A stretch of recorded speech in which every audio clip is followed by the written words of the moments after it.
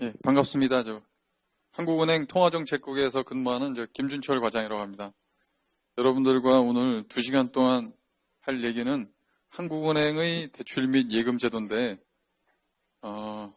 제가 강의를 하기 전에 혹시 여러분들의 그 학문적 전공이랄까? 좀 물어봐도 돼요? 혹시 나는 경제 경영 쪽 전공하는 사람? 압도적으로 다수군요. 혹시 공학, 의학 이런 거 전공하는 사람? 그런 분도 계시네요. 여러분들이 대체적으로 한국은행에 대해서 잘 알고 있다고 생각하고 강의를 진행해도 뭐 큰 상관은 없겠죠, 그러면은. 예. 그렇다고 너무 많이 안다고 생각하지 않고, 예. 조금만 안다고 생각하고.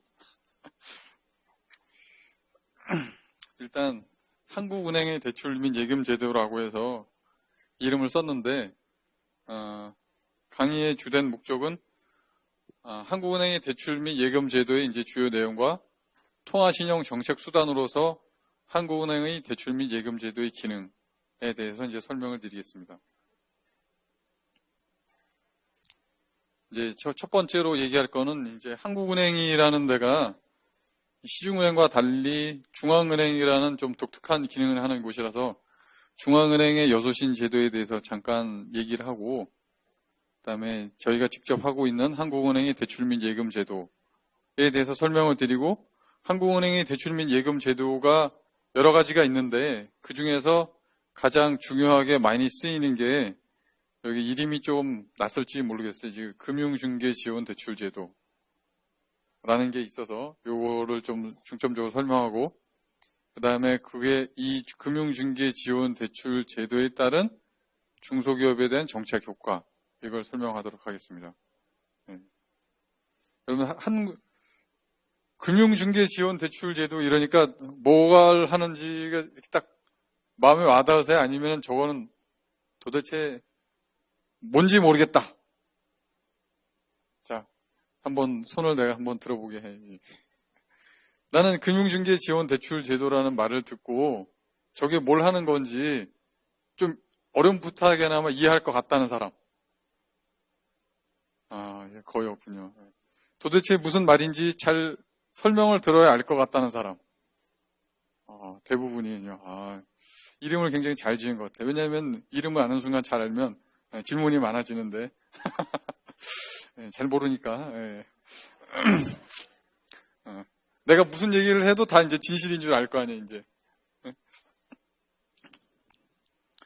자, 그다음 넘어가도록 하겠습니다. 중앙은행의 여소신 제도라는 게 있는데, 여기 한국은행의 저기 앞에 건물이 이렇게 생겼습니다. 한 몇십 년, 한 100년 가까이 된 것 같은데, 이제 건물이. 이제 한국은행이라는 데는 이제 무엇을 하는 데냐. 그래서 저희 홈페이지에 있는 사진 3장을 제가 갖고 왔는데, 제일 처음에 하는 거는 신뢰받는 대한민국 중앙은행. 그래서 우리나라의 중앙은행은 한국은행밖에 없습니다. 모든 나라에는 중앙은행이 한 개밖에 없죠. 그 다음에 한국은행이 추구하는 최고의 가치는 물가안정. 그 다음에 국민경제의 건전한 발전을 위한 초석이 이제 금융안정, 이렇게 돼 있는데, 그래서 한국은행이 하는 일 중에 가장 중요한 거는 물가를 안정시키는 것, 그 다음에 금융을 안정시키는 것, 이건데, 그 한국은행에서 하는 지금 제가 설명드리는 그 금융중개지원 대출 제도는 어디 갔어? 그 물가안정, 금융안정과는 아주 직접적으로 관련이 있다고 보기에는 어렵지만 간접적으로는 좀 관련이 있는, 그래서 한국은행이 수행하는 업무로서 불가피하게 있는 그런 업무라고 생각하면 되겠습니다. 그 물가안정과 가장 관련된 업무는 이제 경제를 조사하고 분석하고 물가 전망을 하고, 또 이제 우리나라의 경제 성장률이 앞으로 어떻게 될지, 또 그런 경제 전체의 구조가 어떻게 변화가 될지, 그런 거를 연구하는 그런 업무가 굉장히 많고, 그런 업무가 이제 한국은행의 이제 대부분의 업무라고 생각하시면 되고, 그 다음에 이제 금융 안정과 관련해서는 최근에 이게 금융 위기 이후에 중앙은행이 해야 되는 중요한 역할 중에 하나가 금융 안정을 위해서 노력해야 된다는 걸 위해서 이걸 위해서 여러 가지 이제 조사 연구도 많이 하고, 바젤과 같은 국제 기구에서 바젤이 뭐지? BIS와 같은 그런 주요 이제 국제 기구에서 이제 한국은행이 많이 참가하고 활동하고 하고 있고, 지급결제 시스템이라든지 이런 부분들이 이제 금융 안정과 이제 관련된 부분입니다. 그래서 한국은행이 이런 걸 하는데라는 거를 물론 여러분들이 대부분 경제 경영을 하시기 때문에 아시겠지만 조금 더 자세하게 제가 설명드렸고요. 그다음 이제 중앙은행의 여수신 제도에서 중앙은행의 대출 및 예금 제도라는 것은 중앙은행이 금융기관 등에 자금을 공급하거나 금융기관 등으로부터 예금을 받음으로써 신용 공급 규모를 간접적으로 조절하는 통화정책 수단. 그리고 한국은행법에서는 금융기관, 영리기업, 정부 등을 대상으로 대출 및 예금이 가능하도록 규정되어 있다. 이렇게 했는데요. 이제 저희가 한국은행에서 이제 물가 안정을 위해서 어떤 일을 해야 되는데, 물가 안정을 아주 직접적으로 이제 통제할 수가 있겠죠. 아주 직접적인 통제 수단은 뭐 삼성전자에다 직접 전화해서 이번에 가을에 나오는 그 핸드폰은 공장도 가격이 70만 원이니까 75만 원에만 팔아라. 또는 저기 한국전력에다가 한국은행이 직접 공문을 보내서 야, 이번 달 가스요금 전기요금은 얼마까지만 받아라. 이렇게 하면은 물가 안정이 달성될 수 있을 거 아니에요. 그죠? 그럴 것 같습니까? 예, 그런 아주 직접적인 통제 수단을 쓸 수도 있겠지만, 한국이 취하고 있는 거는 그런 직접적인 통제 수단이 아니라 간접적으로 통화량 전체를 관리함으로써 물가를 조절하는 방식을 취하고 있기 때문에 한국은행이 은행과 이제 거래를 하면서 예금을 받고 거래를 하고 해서 그런 금융 시스템을 통해서 물가를 안정시키는 그런 경로를 갖고 있죠. 그런데 그 중에서도 특히 가장 중요한 정책 수단은 이제 공개시장 조작인데, 공개시장 조작에 대해서는 아마 제가 맡고 있는 이 강좌 말고 다른 강좌를 통해서 공개시장 조작에 대한 설명을 들을 수 있을 테고, 그 공개시장 조작이 가장 중요한 정책 수단이고, 좀 한국은행의 대출 및 예금 제도는 그거보다는 조금 부차적인 그런 정책 수단이라고 보시면 되겠습니다. 뭐 다른 말로 얘기하면 약간 보조적인 정책 수단 그런 거라고 보시면 되겠고요. 네. 이런 굉장히 딱딱하고 어려운 내용인데도 불구하고 이렇게 많이 와주셔서 감사드리고요. 네. 그다음에 이 신용 공급 규모, 이거를 우리가 간접적으로 조절한다. 이걸 왜 간접적으로라는 말을 썼냐면, 한국은행이 여기서 보시는 것처럼 거래할 수 있는 기관은 금융기관, 영리기업, 정부입니다. 이게 아주 특별한 경우가 아니면 은행이 대체적으로 우리가 평상시에 거래할 수 있는 데고, 영리기업은 매우 제한적으로 특별한 경우에만 할 수 있는 데고, 정부는 좀 통상적으로 하고 있는 데고. 근데 이건 뭐 아주 메인 오퍼레이션은 아니라고 봐야 되고, 주로 은행을 통해서 거래를 하는데, 은행이 중소기업한테 대출을 해주는 걸 우리가 한국은행이 자금을 줘서 간접적인 방식으로 어떤 특정 부분으로 자금이 흘러가게끔 유도한다는 이제 그런 의미가 있습니다. 여기 간접적으로란 말은. 왜냐하면 한국은행이 직접 영리기업과는 잘 거래를 안 하기 때문에. 그래서 신용 공급 규모를 간접적으로 한다는 것은 저희가 신용 전체 총량은 정할 수 없지만 그쪽으로 가는 어떤 일정한 규모는 우리가 어느 정도 통제할 수 있다. 어느 일정 규모는 유도할 수 있다는 그런 의미를 갖고 있고, 통화정책 수단이라는 것은 이제 한국은행이 하는 돈을 갖고 하는 모든 업무는 이제 통화정책이라고 보시면 되죠. 그래서 자꾸 이제 여러분들 중에 그 신문 기사에 자꾸 여러분 한국은행이 발권력을 동원해서 자꾸 어떤 일을 하고 있다. 그래서 한국은행이 발권력을 동원하는 것은 매우 안 좋은 일이다. 자꾸 그런 인식을 가지고 이제 기사가 많이 나는 걸 보였는데, 한국은행이 하는 통화정책 수단은 전부 발권력이에요. 그러니까 한국은행이 발권력을 행사하지 않는다는 것은 한국은행이 기능을 멈췄다는 그런 의미입니다. 그러니까 한국은행이 하는 유일한 업무는 돈을 찍어내는 일이고, 돈을 찍어서 어떤 부분으로 주느냐 하는 게 이제 한국은행의 업무인데, 한국은행 보고 자꾸 발권력을 많이 쓴다라고 얘기하는 거는 한국은행이 자꾸 일을 많이 한다. 그러면 한국은행이 일을 많이 하지 말고 그럼 쉬라는 건가 뭐 이렇게 생각할 수도 있지만, 열심히 일하라고 해놓고 또 일을 많이 하면 발권력을 뭐 많이 쓴다고 하고 하여간 그런 얘기하고 있는데, 여러 가지 비판 기사를 여러분들이 많이 접할 수도 있는데, 이 통화정책 수단이라는 말 자체가 뭐냐면 발권력을 쓴다는 의미입니다. 이게. 그다음 넘어가서 이제 중앙은행의 통화정책 수단이라는 걸 이제 얘기할 텐데, 가장 중요한 게 아까 말씀한 드린 대로 공개시장 조작이라는 겁니다. 이 공개시장 조작은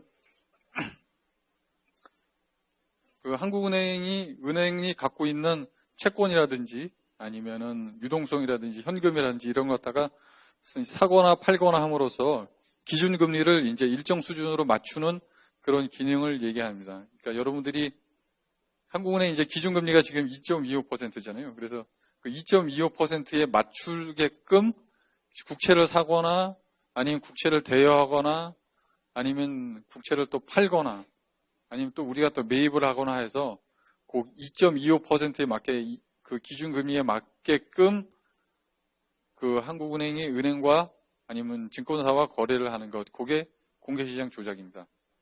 근데 이제 공개시장 조작은 과 지급준비제도와의 가장 큰 차이점이라는 것은, 공개시장 조작은 반드시 은행이어야 되는 건 아니고, 여기 밑에 있는 지급준비제도와 대출은 은행이 이제 주된 대상인데, 공개시장 조작은 증권사도 할 수 있다는 거. 이제 그게 이제 가장 큰 차이점이고, 그 다음에 지급준비제도는 오로지 은행에 대해서만 이제 은행이 갖고 있는 부채라는 거는 이제 예금이죠. 예금의 일정 비율 해당액을 중앙은행에 이제 강제적으로 예치하도록 하는 제도죠. 지금 보통 한 지금 0%에서 7% 정도의 이제 지준율이 이제 부과되고 있고요. 평균 지준율은 제가 알기로 이제 한 3, 4% 정도? 그러니까 여러분이 100원을 예금하면 3에서 한 4원은 한국은행에 간다, 이렇게 보시면 되겠습니다. 그 다음에 이제 한국은행의 대출 및 예금 제도가 이제 있는 거죠. 네, 여기 옆에 이렇게 그림을, 제가 그린 게 아니라 이제 앞에 사람들이 이제 어디서 잘 그려갖고 온 걸 제가 이렇게 복사에다가, 이런 그림을 다 어디서 이렇게 갖고 오는지 모르겠어요. 참 훌륭하신 분들이 있어서 많이 그려주셔서 제가 이렇게 복사에다 놨습니다. 한국은행은 달러를 쓰지 않는데 하여간 이걸 이렇게 저기 1,000원, 5,000원 이런 걸 이렇게 그림으로 이렇게 해서 했으면 더 좋았을 텐데, 없어서 일단 미국 걸 갖고 왔어요. 그 다음에 한국은행의 대출 및 예금 제도. 앞에서는 중앙은행 여수신 제도라고 해서, 여수신입니다. 여수신. 여수신이라고 얘기했는데, 여기서는 왜 대출만 얘기하느냐. 넘어버렸다. 여기서 왜 대출만 얘기했냐면, 지금 여신의 가장 큰 넓은 의미는 어떤 거냐면은, 그 대출과 함께 지급 보증을 하는 것도 여신이고, 그 다음에 어음을 제할 일을 한다거나 하는 것도 여신입니다. 그러니까 그걸 다르게 설명하자면, 구체적인 사례를 들어 설명하자면, 이제 대출은 이제 오늘 내가 100만 원을 빌려주고 만기가 1년이라면 만기 때 이자율이 5%라면 105만 원을 내가 다시 받는 거. 이제 그게 대출이고, 어음 할인을 한다는 거는 이제 100원짜리 채권이 있다면, 뭐 환어음이라든지 약속어음이라든지 이게 있다면 거기 액면 금액은 이제 100만 원이라고 써 있는데, 그 할인 기간을 만약에 1년이라고 한다면, 1년이라고 하면 좀 복잡해지니까 1년이라고 하면 1년이라고 합시다. 1년이라고 해서 5%의 이자율을 적용한다면 100 나누기 1.05를 하면 이제 95점 얼마 이렇게 나올 거 아니에요. 그러니까 95점 얼마를 내가 원금으로 받고 만기가 되면 100을 그 돈을 빌려준 사람이 갚고, 그렇게 하는 게 이제 할인이라는 방식이고, 그다음에 지급 보증은 이제 신용장이라든지 아니면은 신용장 거래라든지 아니면은 기술 보증기금이라든지 이제 신용 보증기금, 또 우리나라에서 또 대표적인 보증기관이 무역보험공사 이런 데서 이제 그 보증을 해주는 게 이제 다 합쳐서 이런 것들을 다 합쳐서 여신이라고 하는데, 이제 한국은행에서 지금 하는 여신 중에는 그 보증이라든지 보증은 없고 할인은 할 수 있는데 할인을 잘 쓰지 않고 한 20년 전부터 할인은 하지 않고 지금 여기서 보신 것처럼 대출을 이제 주로 사용하고 있다는 거죠. 그래서 한국은행의 대출 및 예금 제도라고 이렇게 설명을 했는데, 사실은 이거 말고 대출 말고 어음 재할인, 또 자산을 재할인하는 그런 제도가 있다는 걸 여러분들한테 이제 간략하게 좀 설명을 드리고 넘어가려고 하고 있고, 일반적으로 여신이라는 거는 대출보다는 훨씬 넓은 개념이라는 걸 여러분들한테 말씀드리고 싶습니다. 다음.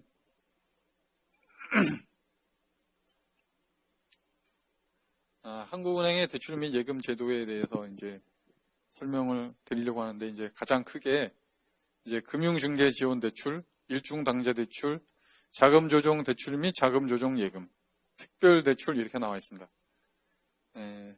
제일 중요한 거 이제 금융중개 지원 대출은 금융경제 동향 및 중소기업 자금 사정 등을 감안하여 금통위가 정하는 한도 범위 내에서 취급하는 대출이고, 지금 최대 한도는 15조 원이고, 대출 금리는 이제 한국은행이 은행한테 빌려주는 금리가 이겁니다. 네. 그러면 이 금리만큼 은행이 받아서 다시 또 중소기업한테 대출해주게 되겠죠. 그다음 만기는 1개월이고 통상 일중당제 대출은 금융기관이 지급 또는 결제하는데 필요한 일중의 일시적인 부족 자금을 지원하는 대출이고, 이거는 무이자고 당일 자금 이체 종료 시각까지 갚아야 됩니다. 그러니까 이거는 당일날 말잔이 안 남는 그런 대출이고, 그다음에 자금 조정 대출 및 자금 조정 예금은 금융기관의 자금 수급을 조정하는데 필요한 자금을 자유롭게 차입하거나 예치하는 것으로서 기준금리에다가 1%포인트를 가산한 그런 금리로 운영되고 있고, 이건 만기가 1개월이고, 특별대출은 상시대출 이외의 대출이고, 그거는 지금 시행시에 결정하고 있고, 이거 말고 뭐 다른 대출이 있는 거 뒤에 가서 제가 설명드리겠고, 그 다음에 일중당제대출은 이제 통상적으로는 무이자인데 자기자본 25% 초과 대출금에 대해서는 약간의 금리를 이제 이자로 이제 징수하고 있습니다. 조금 이렇게 좀 내용이 좀 어렵죠, 좀. 혹시 이걸 보고 혹시 궁금한 거 있으면 지금 여기서 한번 얘기하고 넘어갈까요? 혹시 이거 보고 혹시 질문하고 싶은 사람? 네, 없으면 그냥 넘어가도록 하겠습니다. 네. 그다음에 금융중개 지원 대출. 한국은행이 신용공급이 부족한 부분에 대해서 은행의 자금 중개 기능을 강화하기에 은행의 중소기업 대출 취급 실적에 대해서 자금을 지원하는 제도. 그러니까 요거는 신용공급이 부족한 부분에 대해서, 신용공급이 부족한 부분이 저희는 이제 중소기업이라고 보고 있는 거죠. 예전에 이제 금융중개 지원 대출은 이제 총액 한도 대출이라고도 불렸었는데, 그때는 그 삼성, 현대와 같은 대기업은 지원을 안 했지만, 그 조그만 그 30대를 벗어난 대기업들은 이제 지원했던 그런 사례들이 있었는데, 이제 그런 걸 벗어나서 이제는 중소기업 대출만 지원하는 그런 제도를 이제 운영하고 있고요. 이거는 이제 신용 공급이 부족한 부분에 대해서 자금 중개 기능을 강화한다라는 이런 의미를 살리기 위해서 금융 중개를 지원하는 대출이다 라고 해서 금융 중개 지원 대출 이렇게 붙었습니다. 네.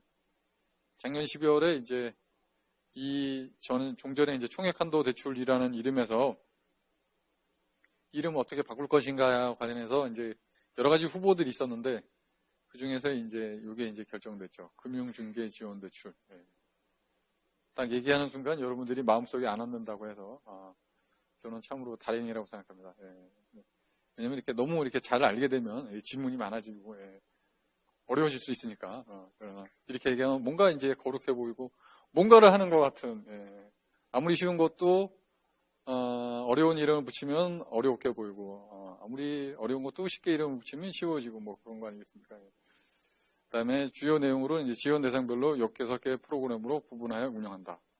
대출금리는 0.5에서 1.0%, 만기는 1개월, 뭐 이렇게 되어 있습니다. 금융중개 지원 대출에 대해서는 다음 챕터에서 자세하게 보기로 하고, 그 다음에 일중당제 대출에 대해서 설명을 드리겠습니다. 잠깐 물 좀 마시겠습니다.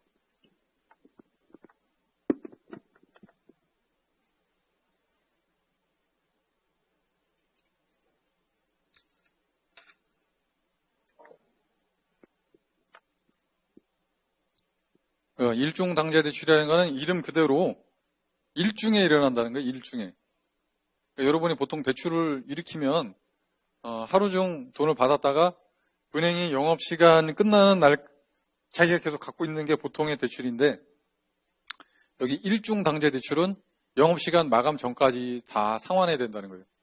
그러니까 이거는 당일 영업시간 중 발생하는 금융기관의 일시적인 지급결제 부족 자금을 지원하게 도입, 이렇게 했는데, 이거는 기본적으로 어떤 데 많이 쓰이게 되냐면은 이렇게 얘기하니까 굉장히 이 내용들이 굉장히 추상적으로 보이는데, 여러분들이 일상생활과 직접 관계에 대해서 설명을 드리자면은, 여러분들이 이제 국민은행에 예금 계좌가 있어요. 근데 국민은행에서 신한은행으로 보내기도 하고, 또 신한은행에서 예금을 가진 사람들이 또 무슨 뭐 SC은행에 보내기도 하고, 이렇게 해서 하루 중에 여러 가지 거래가 많이 일어날 거잖아요. 이제 그렇게 되면 여러분, 신한은행의 입장에서는 자기한테 예금을 가진 사람들 중에 다른 은행으로 많이 보낸 금액도 있을 테고, 또 다른 은행에서 자기한테 입금을 받은 경우도 있을 거잖아요.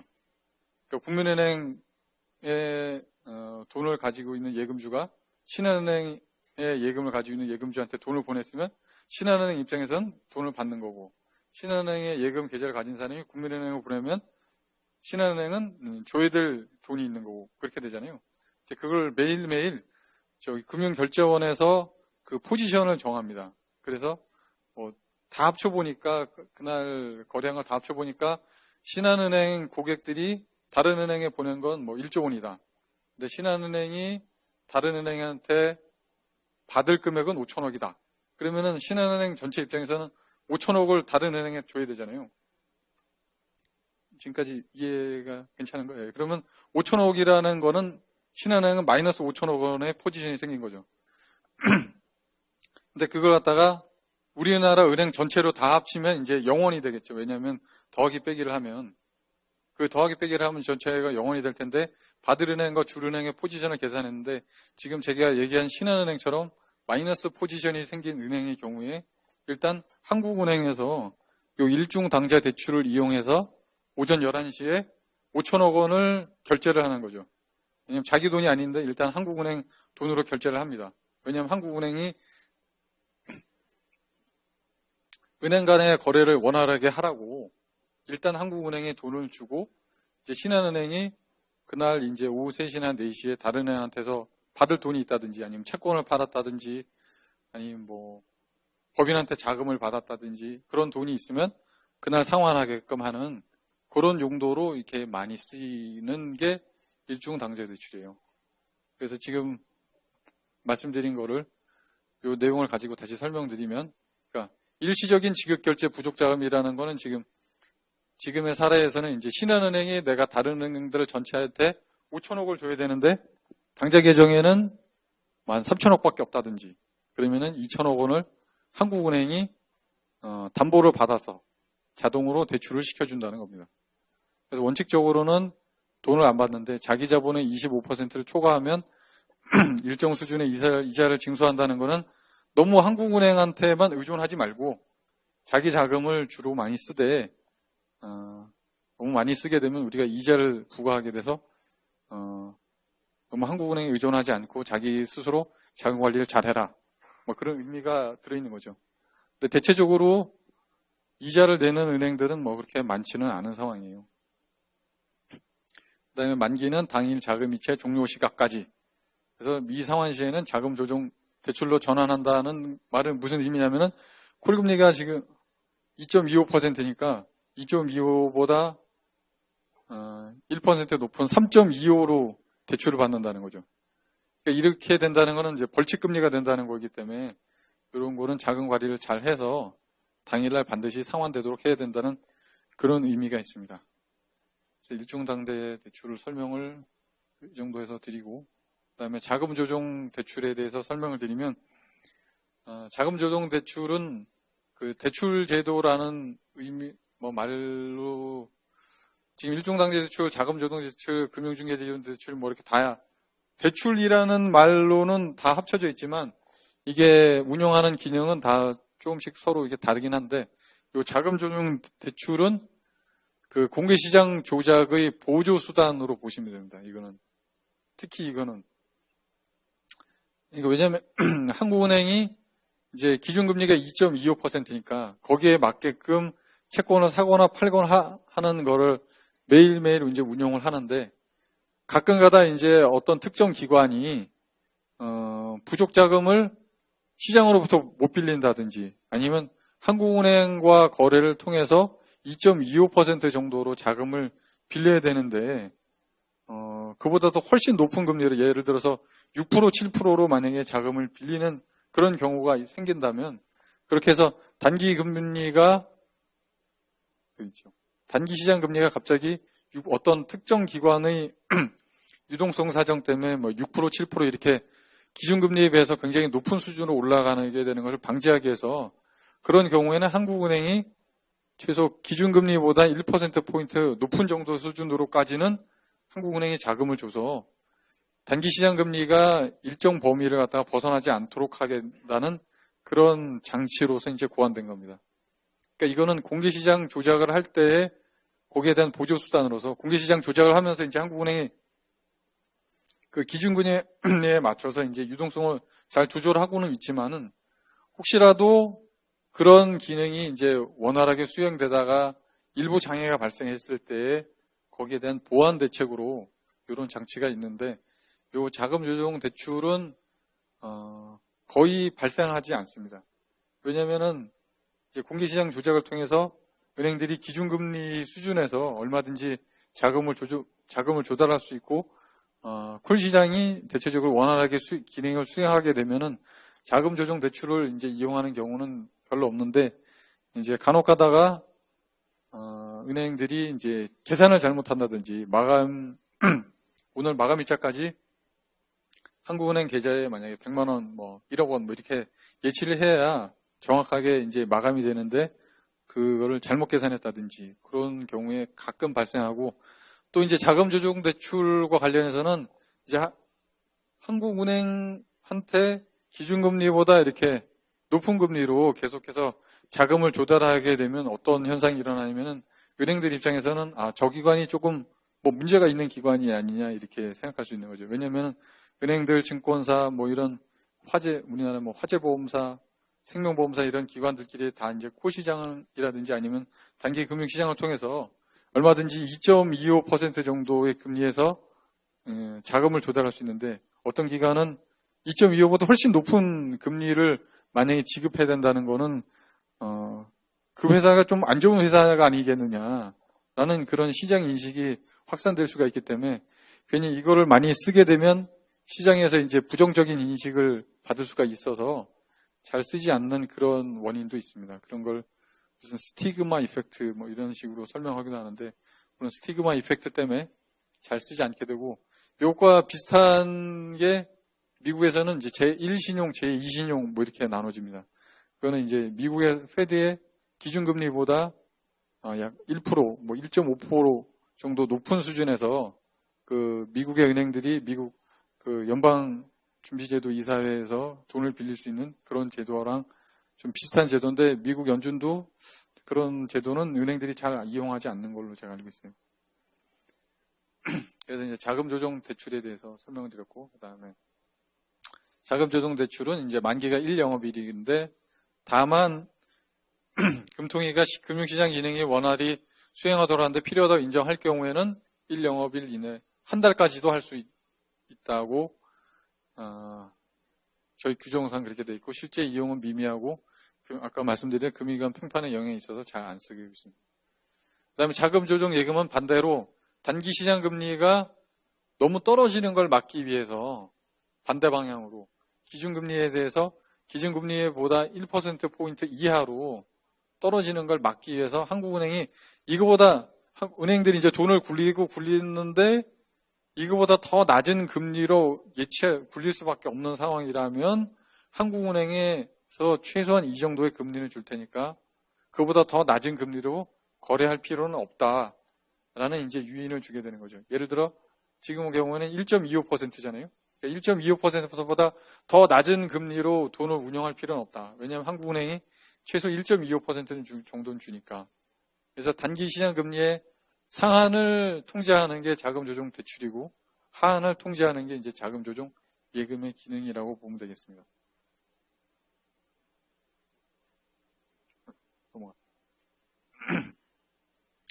그 다음에 이제 영리기업에 대한 대출이 있는데, 영리기업에 대한 대출은 그 한은법 80조에서 매 엄격한 요건에 대해서 가능하다고 하고 있는데, 영리기업이라는 거는 이제 여러분들이 생각하는 모든 주식회사, 모든 기관 이렇게 생각할 수 있겠어요. 우선 한국은행이 만약에 뭐 그럴 리는 없겠지만, 뭐 삼성전자에 돈을 준다든지 아니면 현대자동차에 돈을 준다든지 그런 게 이제 영리기업에 해당되는 거죠. 그런 거는 이제 매우 엄격한 요건 하에서 가능하도록 해놨는데, 이런 거는 금융기관의 신용 공여가 크게 위축되는 등 금융기관으로부터의 자금 조달에 중대한 애로가 발생하거나 발생할 가능성이 높은 경우, 그러니까 이거를 다른 말로는 금융위기라고 보면 되겠죠. 금융위기. 금융위기가 도래해서 삼성전자, 현대자동차, 무슨 현대중공업 이런 회사들이 너무 은행들이 돈을 안 빌려줘서 자금 조달이 중대한 애로가 발생했다. 이런 경우에는 한국은행이 그런 회사들한테도 돈을 빌려줄 수도 있다라는 게 이 제도의 취지예요. 물론 여러분들이 이렇게 제가 얘기했으니까 딱 직감하시겠지만 이거 언제 썼을 것 같아요? 이제 이거 언제 썼을 것 같아요? 한국은행에서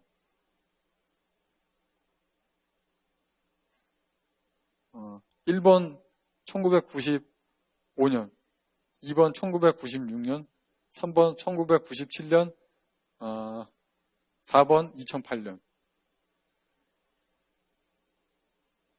몇 번일 것 같아요? 1995년은 뭐 우리나라 잘 살던 시기인데 상관없었고, 1996년도 역시 별 문제 없던 시기였고, 1997년에 무슨 일이 일어났어요? IMF 사태 일어났을 때, 그때 썼어요, 그때. 2008년 금융위기에는 썼을까요, 안 썼을까요? 네? 안 썼습니다. 2008년에는 우리나라가 안 썼어요. 1997년 그 외환위기 때, 그때 한번 써봤습니다, 이거. 이런 걸 자주 쓰는 거는 좋은 일이 아닌 거겠죠, 그죠?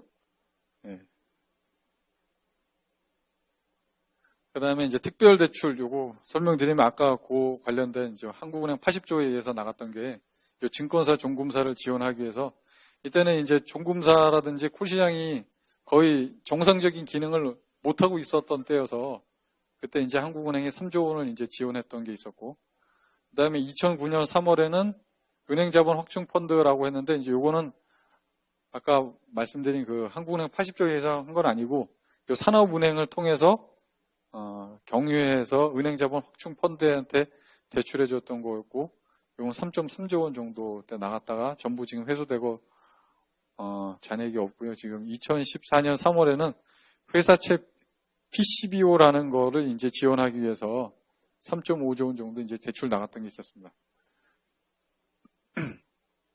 근데 이것도 역시 이제 정책금융공사가 한국은행법상 금융기관으로 분류가 되기 때문에 요거 두 개는 금융기관에 대한 대출이고, 요것만 아까 그 영리기업에 대한 대출로서 실행됐던 거였습니다.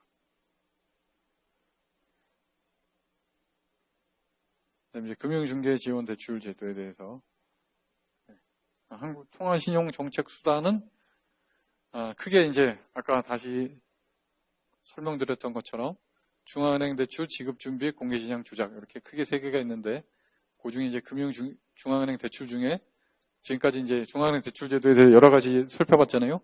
예, 그 중에서 금융중개지원 대출에 대해서만 이렇게 자세히 이제 설명을 드린다는 거죠. 한도는 15조 원 정도 되고 금리는 0.5에서 1% 정도인데 여기에 지원 대상이 기술형 창업기업, 영세자영업자 요거 두 개가 한국은행이 은행한테 0.5%로 빌려주는 거고 나머지는 전부 1%로 빌려주고 있습니다. 이거를 설명드리면 한국은행이 정책 목적에 맞게 지원 대상 중소기업 요건을 정하고 은행은 대출의 신용 리스크를 부담하면서 개별 중소기업을 심사하여 대출 실행 여부와 대출 금리를 자체적으로 결정하는데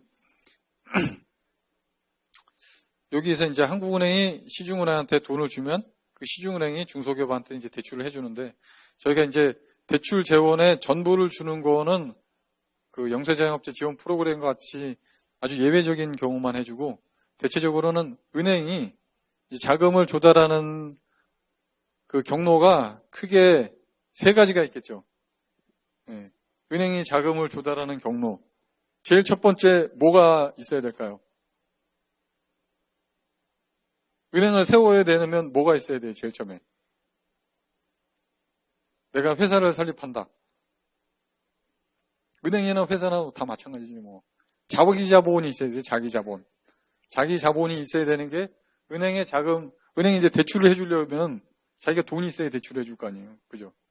그러니까 자기가 그 대출해주는 재원을 마련해 주는데 가장 먼저 조달 수단은 자기 자본. 그 다음 조달 수단은 뭐겠어요? 대출을 해주기 위해서 은행이 뭘 하고 있어요? 두 번째, 이제 내가 돈을 출연해서 회사를 세우고 대출을 해주려면 그 돈은 부족할 거 아니에요. 나는 그래서 예금을 받잖아요. 예금. 시중은행들은 대출해 주려고 예금을 받고 그 다음에 한국은행한테도 이제 또 빌려오는 거죠. 그러니까 가장 크게는 여러분들이 이제 잘 알고 있는데 내가 괜히 이제 자세하게 설명하는 것 같은데 예.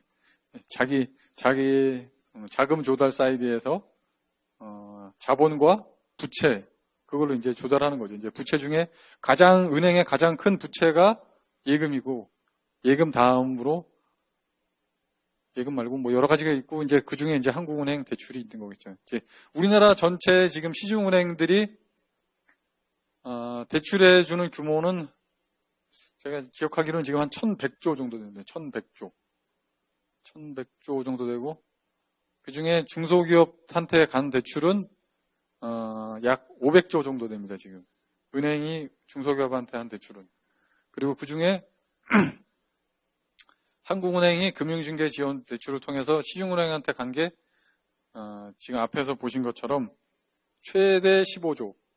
근데 지금 15조는 다 나가지 않았고 지금 한 10조 원 정도 나가 있어요.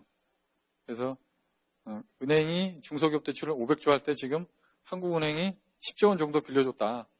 그렇게 보시면 되겠습니다. 예.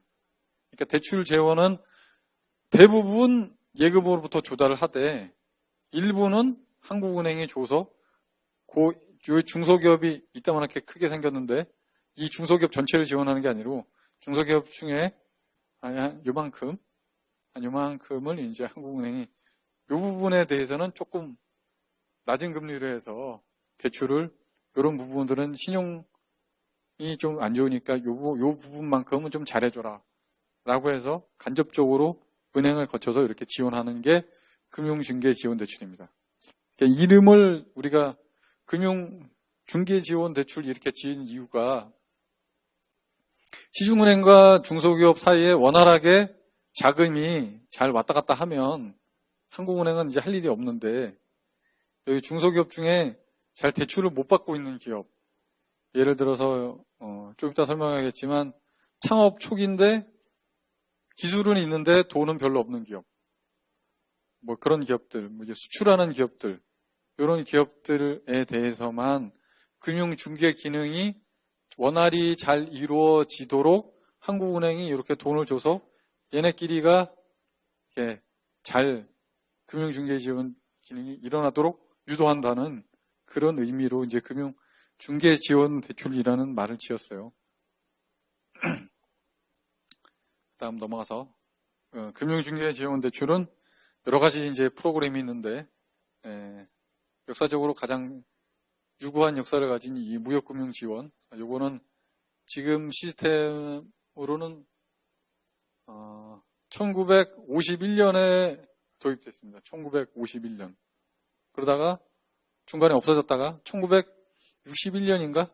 그때 이제 다시 생겨서 약 50년 가까운 역사를 가진 무역금융 지원, 수출금융 지원하기 위해서 만든 거고, 그 다음에 시종대출 지원은 담보 위주의 여신 관행 개선하기 위해서 이제 만든 거고, 그 다음에 영세자영업자 지원은 영세자영업자의 고금리 부담을 경감하기 위해서 이제 바꿔드림론이라는 거를 지원하기 위해서 만들었고, 그 다음에 기술형 창업 지원은 우수한 기술을 보유했는데 이제 창업한 지 7년밖에 이내인 그런 기업들을 이제 지원하려고 만들었고, 그리고 올해 새로 만든 설비 투자 지원 프로그램은 중소기업의 이제 설비 투자를 지원하기 위해서 만들었고, 그 다음에 지방 중소기업 지원은 서울 이외에 지방에 있는 중소기업만 지원하려고 이렇게 만들어졌습니다.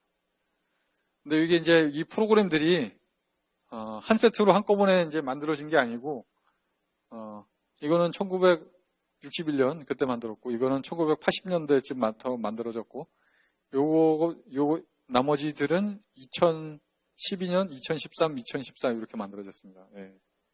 그래서 역사적으로 이게 굉장히 좀 오래된 제도다 보니까 한국은행 대출 제도가 그런 역사적인 흔적이 좀 많이 남아있는 그런 측면이 있다는 걸 간단히 말씀드리고 넘어가겠습니다.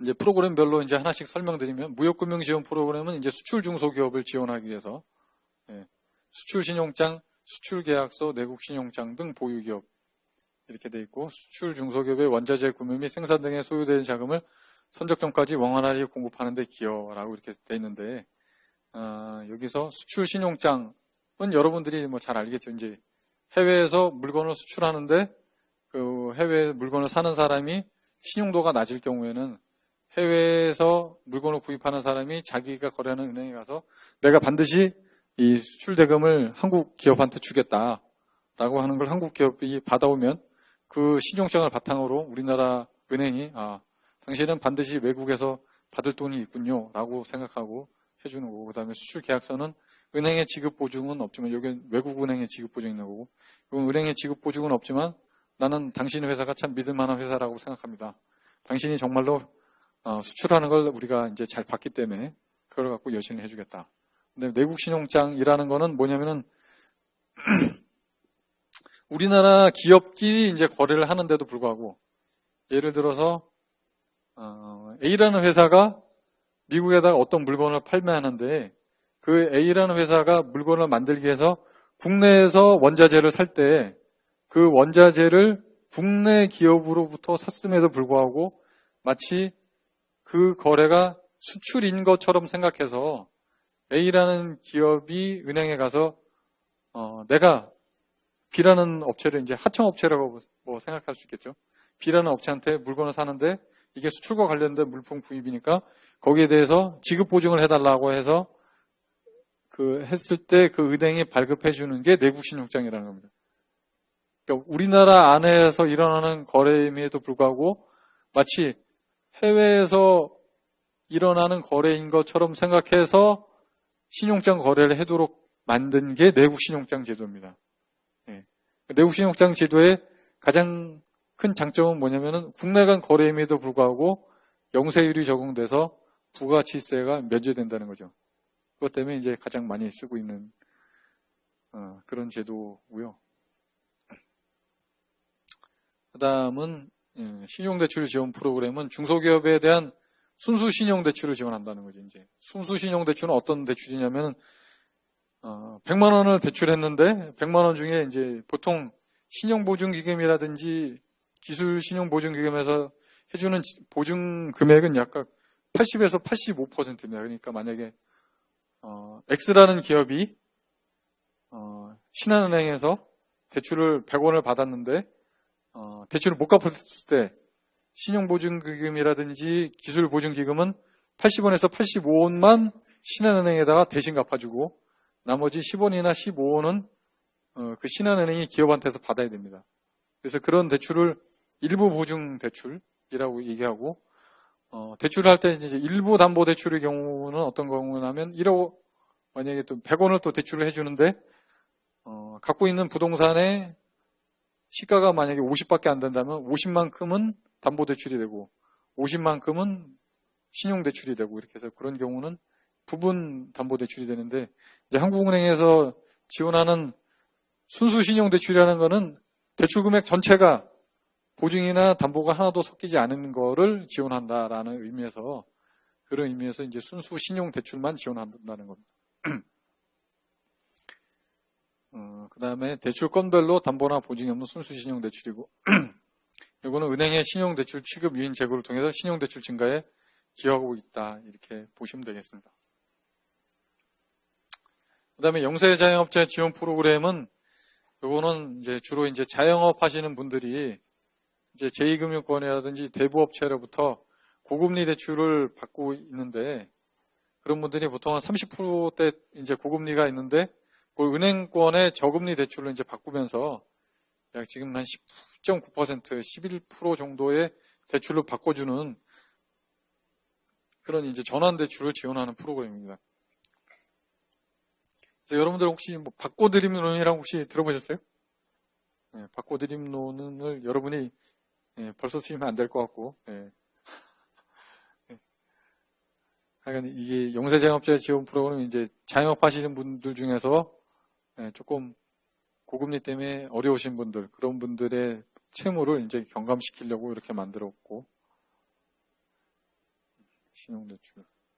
기술형 창업 지원 프로그램은 우수기술 보유 중소기업을 지원하기 위해서 만들었고, 특허권이라든지 실용신앙권, 또는 정부 또는 정부 공인기관 인증기술 보유 기업이라든지 R&D 기반 창업기업, 연구개발 우수기업 이런 데를 지원하려고 만들었습니다. 여기서 연구개발 우수기업은 어떤 의미냐면 매출액 대비 그 연구개발비로 쓴 게 1년에 2%를 초과하는 기업. 그러니까 매출액이 100이면 2원 이상 연구개발하는 데 쓴 기업. 그러나 서비스업의 경우에는 0.5%로 낮췄는데 서비스업의 경우에는 연구개발을 비중이 굉장히 낮았기 때문에 한 0.3, 0.4 그 정도만 이렇게 우리나라 기업들이 보통 지출하고 있다고 해서 서비스업의 경우에는 0.5 그러나 제조업의 경우에는 대체로 2% 정도 하는 기업들을 연구개발 우수기업으로 보고 한국은행 자금이 이제 지원되는 기업으로 하고 있습니다.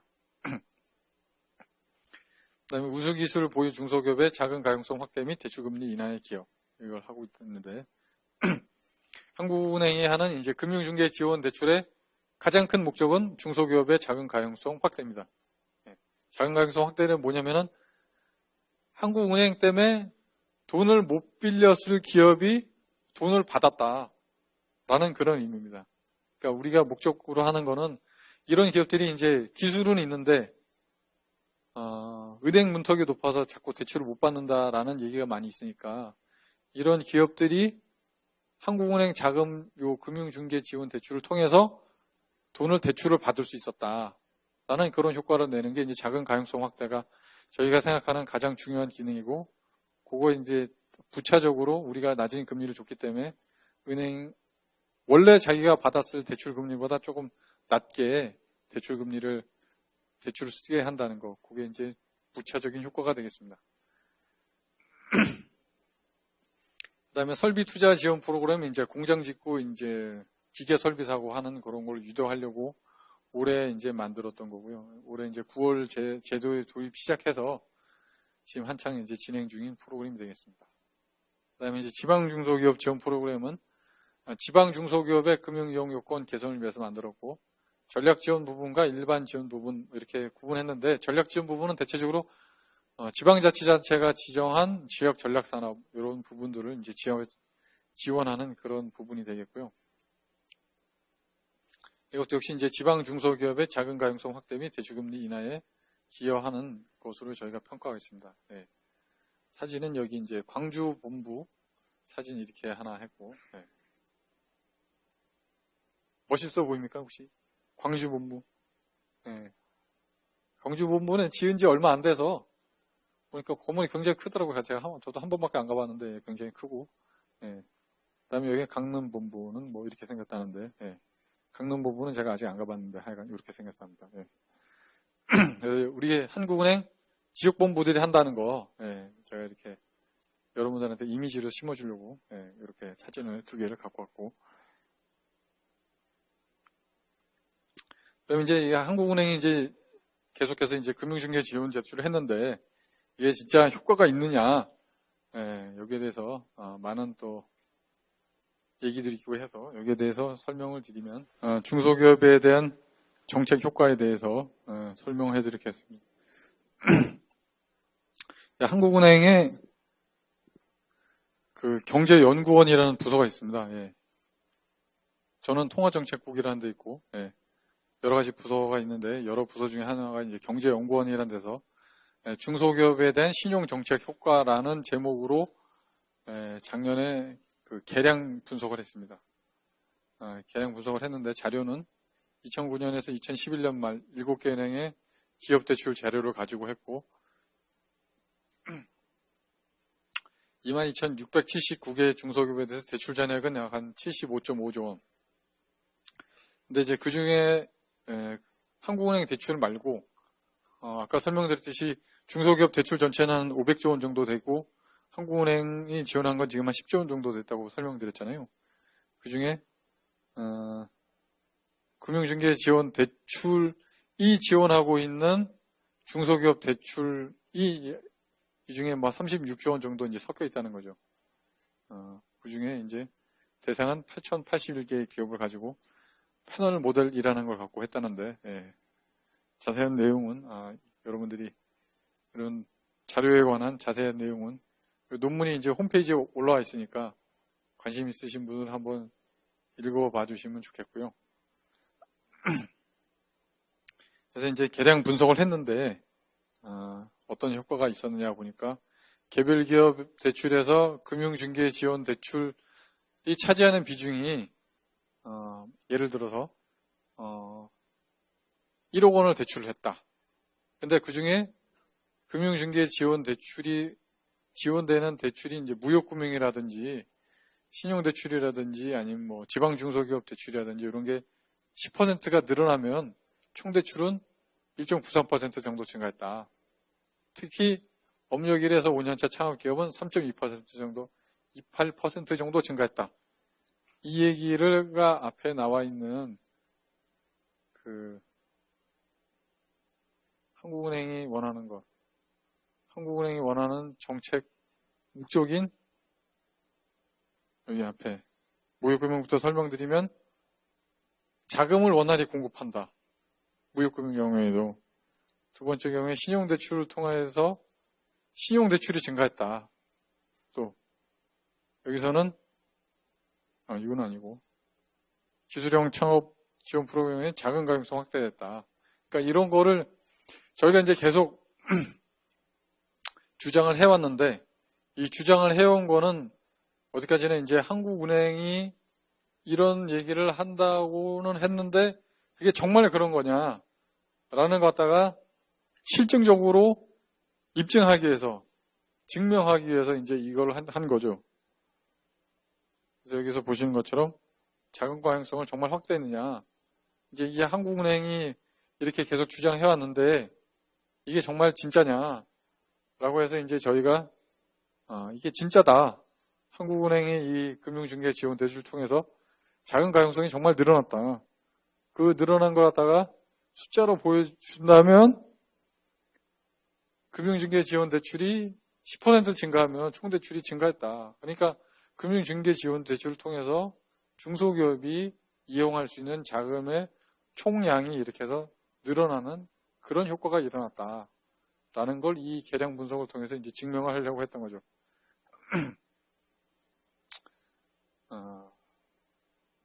그럼 제가 이걸 썼을까요? 네, 제가 쓰지 않았습니다. 네, 이런 거는. 네. 어려운 공부를 많이 하신 박사님들이 써주셨고, 예, 저는 이제 그걸 받아서, 이렇게 잘 되고 있다라고 이제 여러분들한테 설명을 드리는 거죠. 그 다음에 대출금리 인하는 어떻게 됐느냐. 중신용 등급을 중심으로 대출금리 감면 효과가 이제 많이 나타났다. 왜냐면은, 이게 이제 중신용 등급이라는 건 이제, 금융감독원에서 이제, 물론 은행들이 보통 20개, 많으면 한 20개에서 25개까지 신용 등급을 분류하기도 하고, 적은 데는 10개까지도 분류하기도 하는데, 중신용 등급이라는 거는 이제 10등급 체계로 기준을 한다면 4, 5, 6등급 정도가 이제 중신용 등급입니다. 이제 제가 여기 어떻게 화이트보드가 없어서 어떻게 설명을 쓸 수는 없는데, 여러분 이제 이렇게 표준 정규 분포로 보면 이렇게 생기잖아요. 이렇게. 중간에 이렇게 볼록하게 이렇게 올라오고, 끝에는 이제 별로 없잖아요. 여기 1, 2, 3등급이 요쪽에 작은 구간, 그다음 4, 5, 6이 이렇게 표준 정규 분포의 큰 구간, 그 다음에 7, 8, 90이 이제 이쪽 끝에 있는 구간, 이렇게 돼 있는데, 중신용 등급을 중심으로 대출금리 감면 효과가 이제 많이 나타났다는 거는, 이제 한국은행이, 낮은 금리로 돈을 줬으니까, 그걸 갖고 이제 대출을 할 거잖아요. 그러니까 이걸 조금 자세히 설명드리면은, 아까, 여기, 넘어가서,